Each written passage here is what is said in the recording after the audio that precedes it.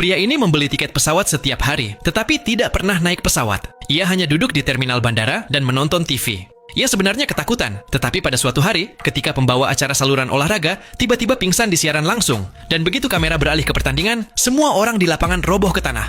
Saat itulah pria itu menyadari bahwa ia tak bisa membuang waktu lagi. Ia harus segera kabur dari sana. Tanpa menunda sedikit pun, ia mendorong seorang petugas keamanan hingga terjatuh. Ia merampas senapannya dan berlari menuju gerbang keberangkatan seperti orang kesetanan.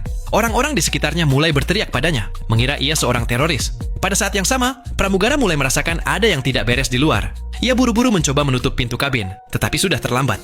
Para penumpang ketakutan melihat pria bersenjata itu. Pria tersebut menodongkan senjata ke pramugara dan berkata, "Tutup pintunya sekarang juga, atau aku tembak." Dengan terpaksa, pramugara itu menutup pintu. Kini pria itu berlari menuju kokpit. Ia takut, tetapi berusaha tetap tegar. Ia mencoba menjelaskan kepada kapten bahwa jika pesawat tidak diterbangkan sebelum matahari terbenam, semua orang akan mati.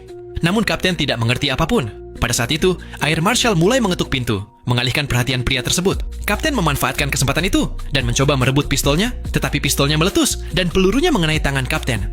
Kapten tidak bisa menerbangkan pesawat hanya dengan satu tangan, sementara kopilot tidak ditemukan. Dalam keadaan terdesak, pria itu kembali ke kabin dan berteriak, "Apakah ada yang bisa menerbangkan pesawat?" Seorang wanita bernama Kelly menjawab, "Aku bisa menerbangkan helikopter." Dengan bantuannya, pria itu mulai menerbangkan pesawat.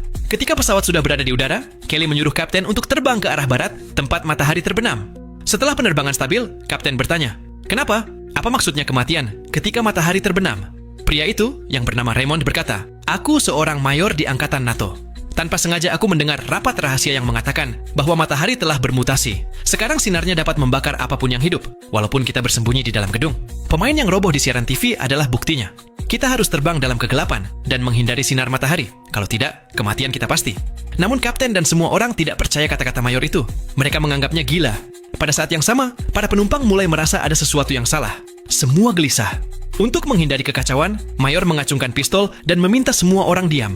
Tetapi seorang pria diam-diam merebut pistol tersebut.